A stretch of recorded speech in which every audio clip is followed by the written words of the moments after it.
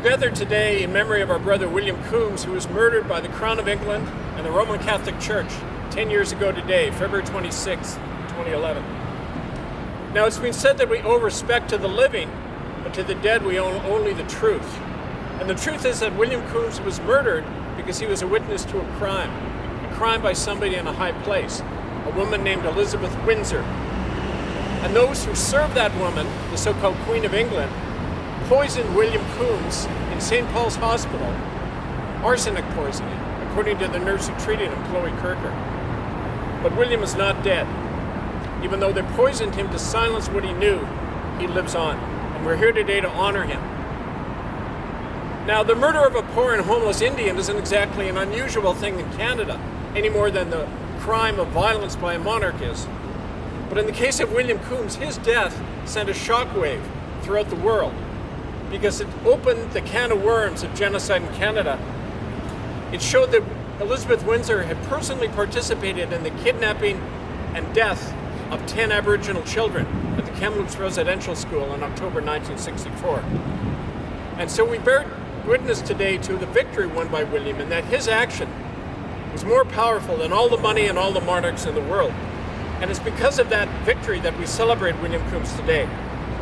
His courage and willingness to speak out about the mass murder of Native children might have cost him his life, but it saved many lives and will in the future as well, because the truth has come out. And so I'm reminded of that saying where it's in the Bible, it says, God has brought down the mighty from their thrones and lifted up the poor, has sent the rich away empty and filled the hungry with good things. I think of William Coombs when I hear that passage. Now, in the spirit of this victory, we're gathered today at the site of one of William's great victories. Because right here, on March 17, 2008, William and 50 other survivors of genocide in residential school occupied this church, Holy Rosary Catholic Church. I was there with them that day when we took over that cathedral. We raised our banner that said, 50,000 children need a proper burial. 50,000 children who still haven't received a proper burial or recognition. And I was here that day when the priests ran in fear out of the church as they saw our approach. And I'm reminded of a passage from the Gettysburg Address, Abraham Lincoln, when he said, we cannot dedicate or consecrate this ground because the brave men who died here has consecrated it far more than we can. It's rather up to us to continue their work and continue the cause for which they so nobly gave their lives. And those words today ring true for William Coombs as well. Because that cause that he's passed on to all of us is that same system that murdered 60,000 Native children is still alive today and is now claiming our children. Through the COVID police state, these dictatorial measures, they're simply applying the Indian Act to all of us now.